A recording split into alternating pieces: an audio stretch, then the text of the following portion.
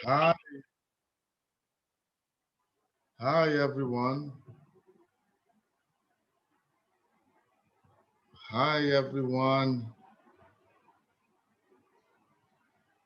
Welcome tonight to the marketplace with Uche Onoche. Welcome. I bid you guys all a warm welcome here today, this evening. I trust that you all are doing great. I hope that work was good today. It's time for us to learn something new. There's nothing, ask the other Daniel, there's nothing like learning something every day. You get up in the morning, you add something to your not to your knowledge base. You just add something. You see something that you see something that um, that you've always wanted to learn, or something you don't understand, and you add knowledge to it. It's always great, especially for those of us in the corporate world. There's always one thing we need to know. We need to constantly enhance ourselves. We need to constantly improve ourselves. And I think that this is the opportunity we offer at the marketplace with Uche Onoche today. So, and we come back again today with something very interesting, and that is how to delegate effectively. If you do not understand, um, if you do not know how to delegate, it will be difficult for you to effectively lead a team and to effectively marshal your troop out there to achieve success. So delegation is very key for every leader, for every manager, for every CEO. Leadership is delegation is very key and very apt that we understand what it is. So one more time, welcome. I will just go right into the presentation. So let us find out what is delegation and why is it important. What is delegation? Before I go on, I just want to welcome those of you on Instagram, welcome on Facebook, welcome, and also those of you on YouTube. I want to welcome you, and the ones that are with me on Zoom, I also want to welcome you. Any of these four handles you can use to access our teachings every Monday, and also our mentoring session every Wednesday. Okay, so what is delegation and why is it important? Delegation refers simply to the transfer of responsibility for specific tasks from one person to the other. I'll repeat it again. It's the transfer of responsibility comfortably, wholly from one specific or for a specific task from one person to the other. Delegation occurs when a manager assigns specific tasks to the employees, to the employees.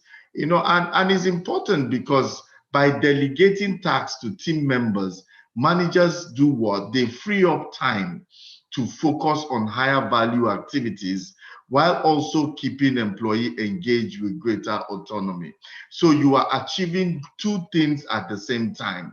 You are achieving two things at the same time. Delegation is a must for leaders. You cannot do anything. For me, is one of the things that I struggled with for a long time when I started business, and I started out this commission that we have today to delegate. I'm a hands-on person. I like to do everything. I like to be everywhere, but I realized that if you are the only cause of the success story in the organization, it means that you're not growing, and it means that you were a bad leader. You are not allowing people grow under you. So now you must be able to groom leaders. I always say it wherever I go, in almost all the different spheres of life and sectors of society that I belong to. Specifically, I've been able to groom people into leadership, and that is because I was able to shed that thing, that weight of having to do everything. You want to do everything because you have been doing that thing for a while, so you feel that no other person can do it. And the issue there is that when other people try it, they will fail at first. Of course, they will fail, and because they are new to it, and because they fail once, they say no, now I have to do it myself. No, you have to give people chance to grow into the job and into that responsibility that you are giving to them. So two things happen. The manager will have time to do higher things, higher value activities. And also the employee will be engaged in greater autonomy to do things without someone breathing down their neck. According to Gallup study, Chief Executive Officers who excel in delegating generate 35% higher revenue than those that do not generate, that don't believe in delegation. 35% profit margin is huge. So if I'm making 35% higher than competition because I delegate, then it means that I must take delegation very seriously. When you delegate is like division of labor to people that are good in that particular division that you've given to them, in that particular area. And that is where they find their fulfillment, and that's where their area of strength is. And of course, you will have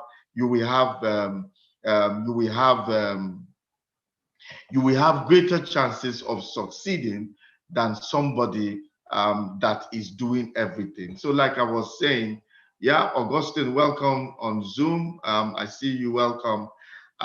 If you want to excel in business or in your career, you need to understand delegation, because delegation really helps. Delegation really helps you to move forward. Okay, let's move on. Okay, we're still on the topic of why delegation is important. These executives know they can't accomplish everything alone. Executives that know that they can't accomplish everything alone are executives that have decided to be successful. And what they do now is to position their team to tackle tasks that they are confident they can achieve. Don't give somebody a task that they cannot achieve. Give them a task that you are confident they can achieve it. And what it means that you're empowering employees, you are boosting their morale, and you are increasing productivity because you are giving them a chance to do something new. You are giving them a chance to exercise their mind. You are giving them a chance to discover their leadership qualities. And those innate qualities that are within them, you are giving them that opportunity. So, yeah, in the process, what happens is that, like I said before, CEOs free up their time to focus on activities that will yield higher return, greatest return, and grow the economy, grow the company. Instead of you are there with your employees and you're mixing up in things, and I don't think that does not in any way help any organization, any business. A CEO must clearly delegate to people that he's confident that they will do so. Okay, so now I will go into ways you can start delegating, because I need you to start delegating right now. I need you to take it serious and take action. So I'm going to give you some ways you can begin to do that immediately. The first one is to know what to delegate. Know what to delegate. Not every task can be delegated. It's not everything that you can delegate. There are some things that are meant for CEOs. There are some things you just cannot do. Example, which I put here, is performance review. Who will appraise? Your workers can appraise themselves. Your employees can appraise themselves. You have the overall picture of everything. Even when a manager will appraise the employees, you will check it and see if it's okay. Then performance review. Who is the person that sets the target? You know exactly what you want to achieve. You know the target that you have set for the year. So who is in the best position to review performance? It is you. Nobody else can, because you set the bar yourself. And another thing is personal matters. Please, if you are the CEO or you are in a place of authority, you need to realize that you are like the father in that organization. You are like the father in that organization. People will defer to you for things, even personal issues. A man that has personal issues, if he does not deal with it, he will not be able to function well in the office. So you need to solve and listen to personal issues and help when you can. Please don't delegate that responsibility to somebody else, because what it means that your staff will not your staff will not have that kind of confidence they have in you as the head to protect their private life, their confidentiality, and they want it protected. They want to be covered. And they might not want to go to a manager, they want to come to you. So don't delegate personal issues. And somebody says, sir, please, I want to see you. I have a personal issue. Say, no, go and talk to your manager first. And I know exactly what it means, because I used to belong, or can I say, I belong to an organization. I belong to an organization, and in that organization, they have some weird kind of policy or rule that if you are in a region, I'm in the south region of Nigeria, and if I want to see the boss of or the boss of the whole thing, I have to go through the person that is heading the region or heading the state. And what if you have personal issues with that person? What if you have personal issues that only him can solve? What it means that he has stifled any form of relationship, reliance, dependability, and whether you believe it or not, your morale is gone. If you remain there, you remain there for a purpose.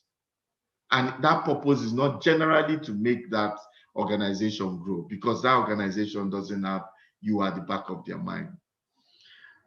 Another angle about knowing what to delegate is that hiring the right talent and knowing each employee's strengths and weaknesses is very important. Why is it very important? It will ultimately make you better at assigning deliverables. So just don't assign anything to anybody when you know that that is not the area of strength. It's like you are setting up that person to fail. You are setting up that person to fail. So you need to hire right. Know exactly why you are hiring who you are hiring. Know exactly why you are hiring who you are hiring. And it must be in their place of strength and not in their place of weakness. so that it can make it better by assigning deliverables and transferring responsibilities. I will not transfer responsibilities to you in a place that I know that you are weak. So you must assign responsibilities based on capability and the appropriate team members that can handle it. Delegation is not just to delegate because you are the boss. It must be for a purpose. And another thing that you need to know when delegating is that, please, it's not demeaning in any way as the boss. If you know that you have a co-worker that is better equipped to complete a particular task or is better at a particular task, don't, because of pride, try to do something you cannot. The company will suffer. Not because you don't like one person, you don't like his face. Instead of him, he's best suited for that position and for that job, but you give it to somebody else. Nepotism is a lot in Africa. We understand it. The right person will not be put in a place, but they give it to somebody else. And what happens is that you see that that person is not able to do it, and the company will suffer. We face it as a nation. People that don't qualify are put there because of so-called loyalty. And they are there, and the economy and the country is going down because wrong people are in the right position. Delegation must be based on strength, capability, and technical know-how. Assigning the project to your employees helps them. It helps boost their career and their image. It helps them. It helps them see a future in your see a future in your organization. If somebody can do work better, or somebody can do work better, please give it to them. Allow them to do it. Or when you feel that maybe this is a teachable moment for someone that you feel that has the quality, you have what it takes, then maybe this is the time for you to set him up. This is the time for you to bring him in by giving him something, that responsibility that would more like jerk him onto the path of leadership, to bring him out of that, bring him out of the level that he is and take him to a higher level. When you do these things, allow people that have capability to work and people that they are ready to move to the next level, and now you push them to those tasks, to use those tasks to prepare them. What it does, it shows that you trust and value your team and these team members. And it also gives you time. It gives you time for you to focus on other strategic things. The second way for you to delegate is play to your employees' strengths and the goals. It's very important. Every employee should have a goal they are working towards. You cannot just be in an organization. You don't have a goal that you're working towards. And these goals must be opportunities. These goals are opportunities to delegate. Whatever goals they have, opportunities to delegate. And let me give you an example. Maybe you have a direct report who wants to gain management experience, for instance. So now what you would do is that, is there an intern who could start supervising that person? That is the first thing that you need to do.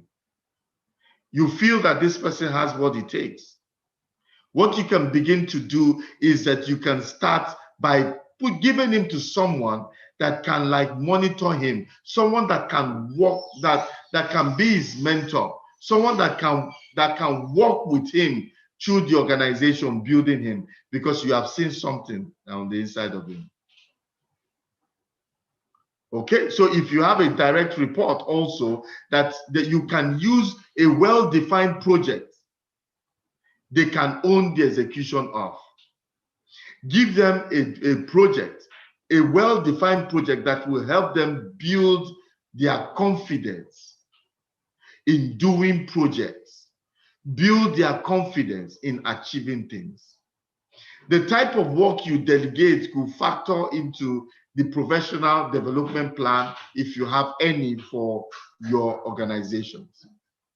For other tasks, there are likely someone on your team with specific skills set needed to achieve the desired result. Every team must be achieving a result. Then what you need to do is leverage that and play to the employee's strength. Always play to the employee's strength. When someone has a higher chance of excelling, they are more motivated and engaged. If someone knows that, if someone has a higher chance of excelling, they are more motivated and engaged, which then benefits the entire business as a whole. Okay, all right. So the next point I want to make here is define the desired outcome. You don't delegate because you feel that, oh, okay, he's been around for 2-3 years, I think we need to begin to delegate. No, you delegate because there is a desired outcome. Simply dumping work onto somebody's lap isn't delegation. Okay, you are a manager, they give you responsibilities, then you come to your team members. You guys go and work this out. And you are delegating, and you have no desired outcome. Nobody has a clear-cut definition of what you want to achieve. It's not delegation. The projects you hand off should come with proper context and a clear tie into the organizational goals. In other words, we know what we are doing. We have an idea of what we want to achieve, and it must tie to the organizational goals, not to our personal goals. And there has to be real clarity of purpose, of objective. Your desired outcome must be fully known. That what it includes is that it includes having alignment to what looks good like. What does look good like? What is a good project too? Every leader must always paint the right picture before his subordinates and employees. You must always tell them what look good. You must always paint a picture for them. There must be clarity of purpose. This is what we want to achieve. And not just this is what we want to achieve. There must be timelines. It's not forever. We don't want to achieve one thing for 5 years. We want to achieve one thing for 2 months or 3 months or whatever, however, as the case may be. And apart from that, there must be a matrix that you use to measure these accomplishments. There must be a technique for measuring accomplishment. You cannot just say, let me dump it on somebody, no timelines, no clarity of purpose, then also no way of measuring. Then it means that you are not delegating at all. You cannot delegate, you are not able to appraise the delegation. Then it makes no sense. Then before anyone starts working on a project, they should know what they need to complete, very important, and by when. Time, including the matrix that you use to measure success of work. I've said that. Okay, another point I need to bring out is provide the right resources and level of authority. Don't give me a job, you don't give me authority. I've happened to be in a unit. Somebody was made the unit head, but the unit head cannot take a decision. He must always call the boss. So why make me a unit head? Give me a large assignment. I have no responsibility. I have no delegated authority or power in any way. Then you're not delegating. Then it's more like you just have a rep that is telling you everything that is happening and you are giving instruction. That's not delegation. That's called micromanaging. If the person you are delegating work to needs specific training, give them. If they need resources, give them.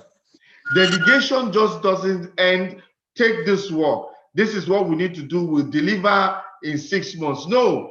If there's training that is required, give them the training. If there's resources they need, give it to them. The authority they need to complete the assigned project, give it to them. It's your role as the leader to provide these 3 things. If not, they will not be able to accomplish anything. You are just simply micromanaging if you don't give them the resources and the authority to do it. Setting someone up for an impossible task will frustrate both you and that person. They will not be able to achieve the desired result, and you are likely to do what? You need to put that work back in to-do list. So what I'm saying now is, if you don't give them the right resources, 3 things you need to give them. Specific training. Specific training. If you want to delegate, give them the right resources and level of authority. Give them specific training. Give them the resources they need. Give them the authority to be able to carry out this task that you've given to them. Don't set somebody up and say, go and do this. I've seen when they've given people manager position, but they have no authority. Someone under the manager is the one that has direct links to the MD. It ought not to be so. Then why do you have the manager there? If you don't give them the right resources, what will happen is that they're going to fail. And if they're going to fail, what it means is that you are going to repeat that same project. And it has cost the company money.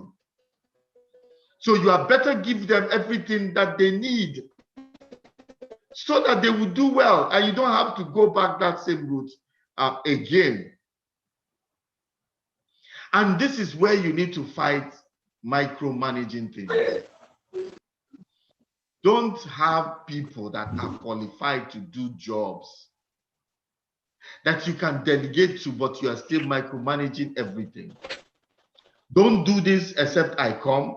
I need a mail, send me WhatsApp. I need to know what is happening. Give them responsibilities and allow them to do it.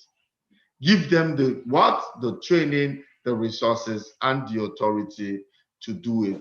Telling your co-workers step by step how they should accomplish the task, and then controlling every part of the process will enable them to learn, and they will not gain new skills that can turn them into leaders that will benefit the company. No. Oh, I happen to be with some organizations that I go to, and I'm appalled. A general manager cannot take any decision without calling the MD. I was invited, or I happened to be in a meeting, and this general manager, somebody asked him, one very bright manager asked him a question. He said, I think the boss is somewhere in Australia. Within the next 6 hours, he should be up, and I will ask him and I'll get back to you. For something as simple, for something that is simple, and this GM knows that he cannot get that instruction. So why are you a GM? Why you have official car, have all those things when the puppet master comes to you? You will find out that you are there and you are not being able to utilize your brain and your mind. I've had some friends that have left oil the oil majors. I've had one, he left at the time everybody thought he was crazy. He said he doesn't do anything, that they have a list. If this happens, do this. If this happens, do this. If this happens, do this. And he has done it for 5 years. It's like he cannot think. That sometimes his kids will ask him something at home, or the wife, and he cannot answer. He cannot answer immediately because he's been taught to think processes, that written down processes. And so he's also writing processes or what to do when something happens in his home. That cannot work with your wife and your kids, cannot work. And he said, got to a point, he said, no, I will become a zombie, or I will become a robot one day if I continue to be in this place. I have plans for myself. I have plans of the things I want to do after I leave. I better leave. People thought he was mad, but today he's doing very well. Today he's doing extremely well. Because it is delegating without authority. Focus instead on what the desired goal is and why the task is important, and help address any gap between the outcome and the current skill set. Okay, another way we will look at it is establish a clear communication. Another way to delegate is establish a clear communication channel. There must be a clear communication channel. Why do you want to avoid micromanaging? Micromanaging kills organizations, micromanaging causes employees not to grow mentally. They just sit there and they're just collecting salary at the end of the month because you are not allowing them to utilize their gray matter. You're not allowing them to utilize their brain. You're not allowing them to come up with ideas. If you shout at them, what kind of useless idea are you bringing? Is that why I pay you? They will not be able to talk. Some I've seen in the workplace, somebody needs to talk a lot of rubbish before he starts saying what is good. You must give people room for them to grow. Even you, at some point, you had to grow. So we must give people room. Yeah. So I was saying, establish a clear communication channel. While you want to avoid micromanaging, you do want to establish a communication channel so that the person you are delegating to feels comfortable asking questions and providing progress updates. Not because I've said you don't micromanage, it means that you will not supervise. You need to realize that what you don't supervise never gets done. In as much as you are letting them do the work, but there must be an open line, communication line, that they will talk to you, not because you are the one that is insisting that they will talk to. A report, depending on what you want, a weekly report, monthly report, whatever comes in. It can be weekly. Give them the chance to be able to be free to do what they need to do. But you must have a line, a reporting line. You've got to have some way to communicate so that people you delegated to can come back to you and report. Not just you delegate and say, these people, yeah, they know what to do, and you travel abroad for the next 3 months and they can't reach you and you feel, oh, that's not what I'm saying. Then you must be able to continue to monitor, open a line of communication that they will communicate with you and report exactly what they are doing, but you are still giving them all the latitude to work to their capacity and their strength, and that will help them to grow. Never say, I just give you the task and I don't worry about it anymore. No. I've had people say, you see this dude here, just give him the job and go to sleep. No, you don't give job and go to sleep. You give him job, give him the room for him to be able to work.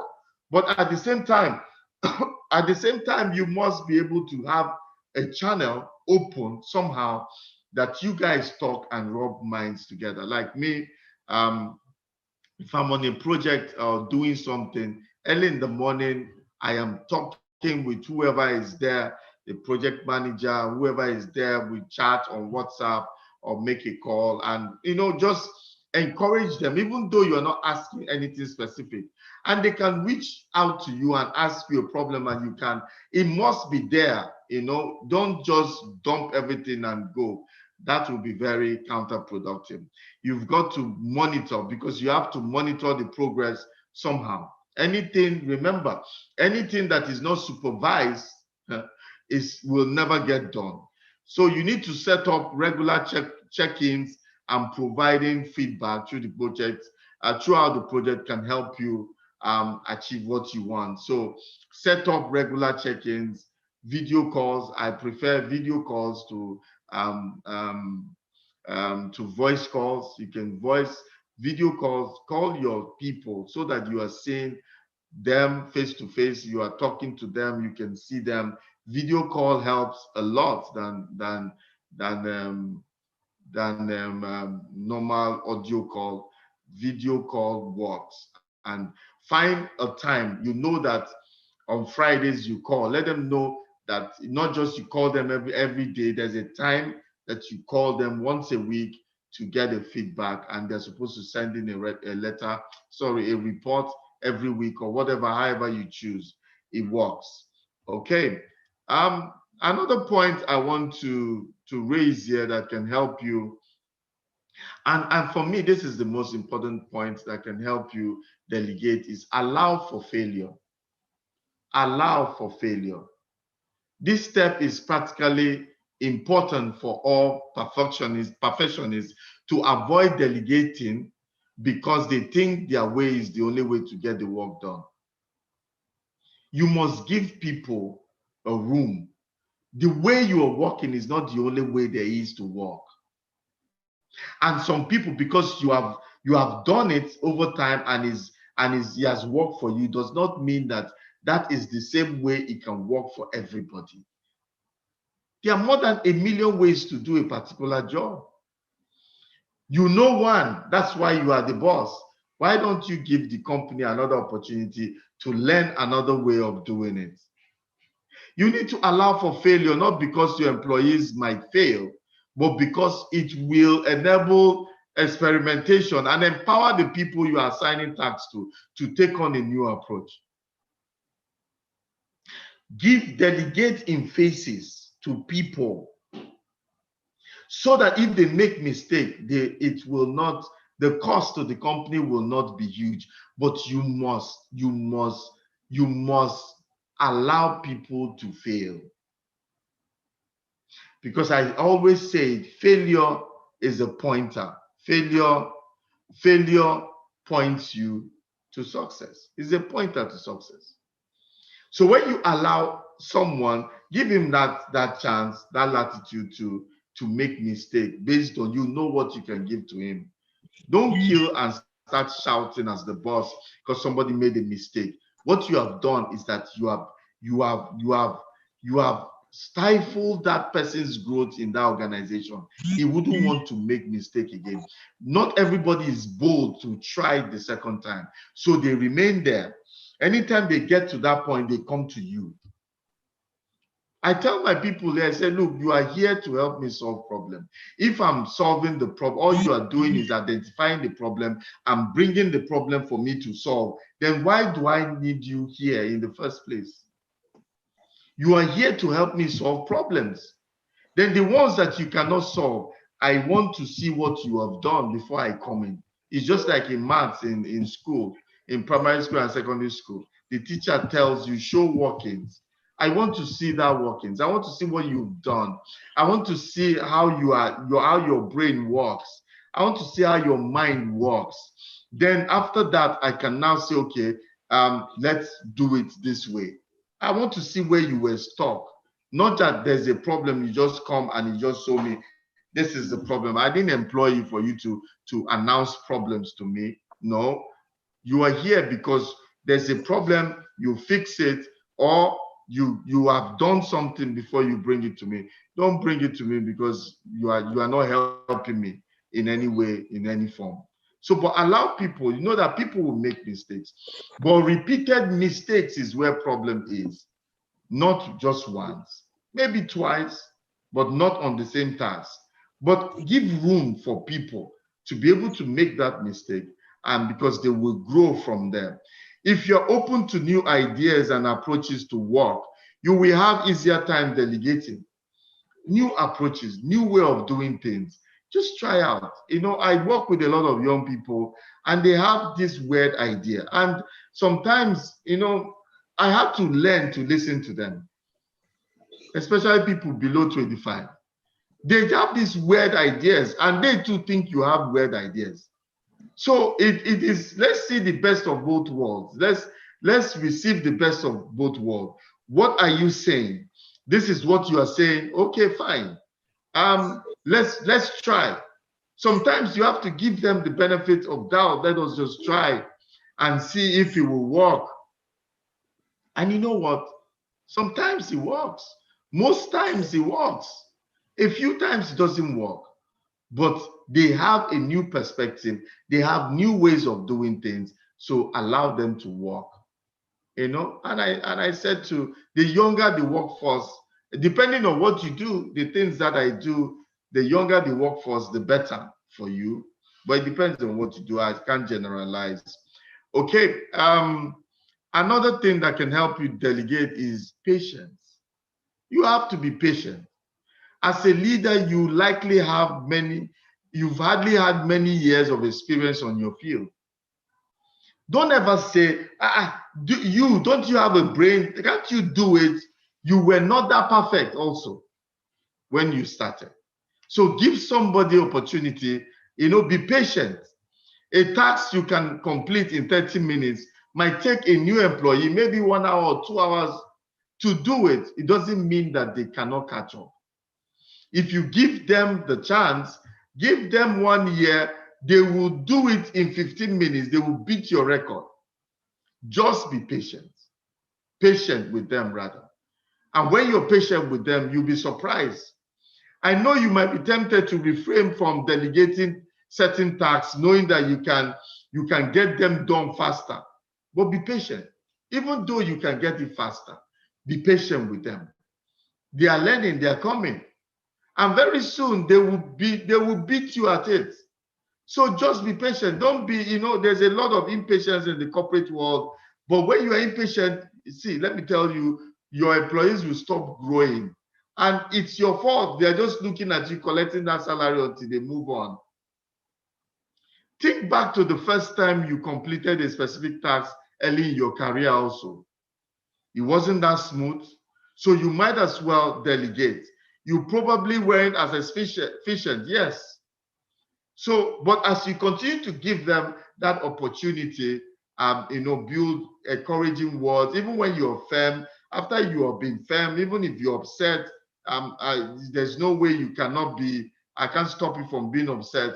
But instead of tearing down with your words, build with your words afterward and allow them to know that you understand, but that there's a limit to these mistakes that you can make. Be patient with them and let them understand the need for speed in the corporate world, because the corporate world has no conscience. They have no time for you to be slow, but you can encourage them into achieve that speed that you want. Okay, another way is to deliver and ask for feedback. I ask for feedback all the time. I ask for feedback. Is a good way to delegate. So in addition to monitoring progress, you should also deliver feedback to your employees after the task you have delegated is complete. Give them a feedback. This is how we did. And during the task, also get feedback from them from time to time. If the task was not completed as assigned or there was a problem, don't be afraid to offer constructive criticism. It has to be constructive. What do I mean by constructive criticism? Don't tear the person down. Don't attack him as a person. Attack the work that they did as a team, not as a person. We didn't do well. Attack the work, the thing that they did, not the person. And don't call anybody stupid or call names because of they didn't do anything well. Now it's become personal. Okay, your employees can take this feedback and make changes the next time a similar task comes. When a job is done, even if it's a successful project that's been done, I think you should discuss it once before we put the report and shelve the report and put it into the archives. I think we should talk about it. This is where we succeeded. We didn't do well in this place, but I think we can do better. But we did well. Kudos to everybody for that did this. There must be that closure. Every project must have some form of closure. On the other hand, remember to provide positive feedback and show your appreciation when a task is done. Show your appreciation. Is it bonus? Whatever you can do to just show them. It might not be you can buy you buy cake and drinks and let everybody have a wonderful TGIF. Anything that you can do as you can afford, do for them and just say, guys, thank you for what you did. So to ensure delegating effectively, you also need to ask your team for feedback that they can give you. Allow your team to give you a feedback. Sir, this is what happened. I think we can do this. I think we can do that. All this comes with a closure. Sir, we did well here, but I think perhaps the office should respond to us faster. It's a free flow, two-way thing. Let it not be that it's just you that is giving out feedback. They should also give you feedback. And you as the boss, you take notes because next time it will help you as you delegate. Ask your employees if you provided clear instructions. It's very important that they understand what you said. If you provided clear instructions and determine if there's anything you can do to better delegate to them in future. Those things are very important that we talk about it. And I don't think that this should be more than 1 hour meeting, 30 minutes meeting to just talk about these things and move on. Okay. I think the last is to give honor to to whom honor is due. Give credit to whom it's due. To say thank you is not a big thing. After you've delegated tasks and they've seen you a project to its completion, credit those who achieved the work. Don't take the glory as the boss alone. You see, the glory of the boss is already reserved. Nobody is contesting that. But please, the people that did the work, please recognize them for that, what they've done. Recognizing that success is because of your team is not only right. It's not only right that you recognize them, but the added benefit of making those around you more engaged. If you recognize me for what I've done, next time I'll be more engaged. And this will even make the team very more successful. And if teams are successful, it means that the organization is more successful. So not claiming success for yourself will bring respect to you in the future. Don't claim the honor that is due to someone. You are the boss. You already have your own honor. Your salary is more. Everything is more. Give them that small thing that is due them, that is because of you this was done. It helps to boost their morale. Next time, they will do more by just saying thank you. All right. So I will summarize in this way. Delegating is not easy, but it's a skill. My objective tonight is to just sow a seed in you. This seed to make you remember that delegation is not in any way, or it's one of the most important tasks you will have as a leader. And you need to understand the skill. You need to understand that delegation is what will help your organization function like a machine. Everybody in their place, doing great things, square pegs in square holes. Everybody is doing what they need to do. It's a skill that must be practiced and honed over time. It takes time, but when you understand the benefits of this, of delegating, it will be better. But the better you become aligned to the right people with the right tasks and responsibilities, the more effective you will become at your job as a manager. So you need to have the right kind of people first of all before you now start talking about delegation. So thank you for those of you that have come here tonight. Before I leave you, I just have to share one or two information with you before we can call it a day today. This is the marketplace with Uche Onoche, and what we do here is that we bring out issues, marketplace issues. We have 5 areas of focus in marketplace apostles. The first one is in business, in career, in leadership, in personal finance, and in relationships as it relates to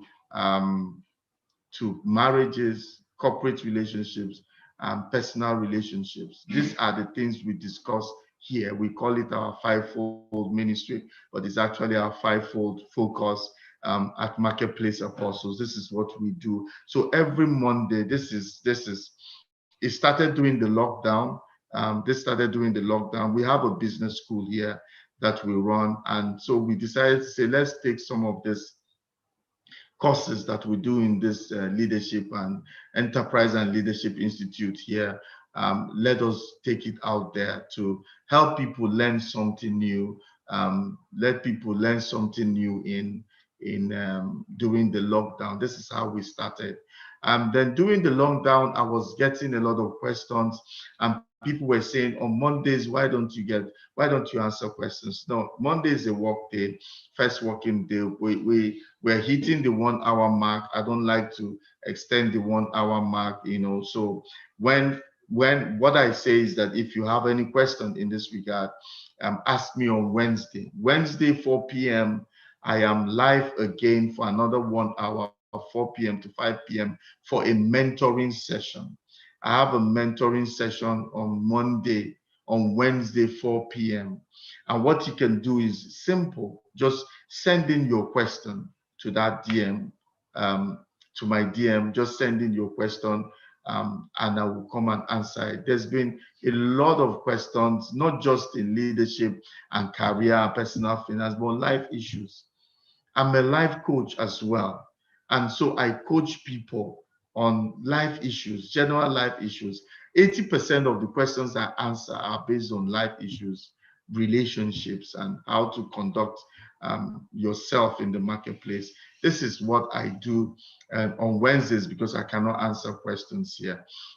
Then I also have a coaching business for those that want to coach more. I have issues and say, look, Uche, I need you to speak to me for 1 month, for 3 months, and I need you to coach. Coaching is a different thing. And then, of course, then you can reach out on our DM, or you will see a number on. We have the adverts on my page. What you can do is just like my go to uchonoche.com. You can also get some materials, but Uchonoche on Facebook and Instagram, even on YouTube. I have a YouTube channel, Uchonoche channel on YouTube. You can just like it so that you get all the information. And I have a lot of teachings on YouTube that can be of benefit to you. So I just want you to assess them. But what I'm saying, if you want a coach, I can do that for you. But if you have a question, just put it there. On Monday, on Wednesday, I will come. Then I will come and answer you. That is my mentoring session. Next Monday at this time, I bring out one issue also in Marketplace for it to be a blessing for you. For the people in Port Harcourt, they've been asking me, when are we going to have our live sessions? When are we going to resume our live sessions? Well, I'm glad to announce to you that on the 31st, Saturday, the 31st of July, we are going to have our first on-site physical meeting.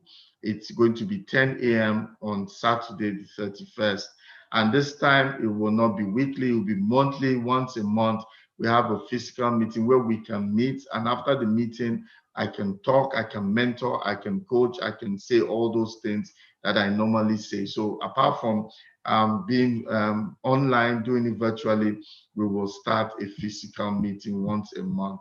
So people have been asking. So this is opportunity.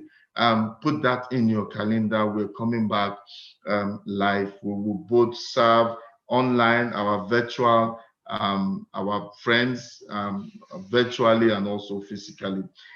So if you want any information, please just visit uchonoche.com and or go to Uchonoche links, social media handles, all the handles. You can also visit Marketplace Apostle to get the things that you want. So I'll leave you now. I hope you have a great night. I hope that this presentation has been a blessing to you. If it has, I just ask for one request. I have one request. Just invite someone for next Monday, or invite someone for next on Wednesday and next Monday. Thank you very much for your time today. I appreciate you coming. Thank you. God bless and good night.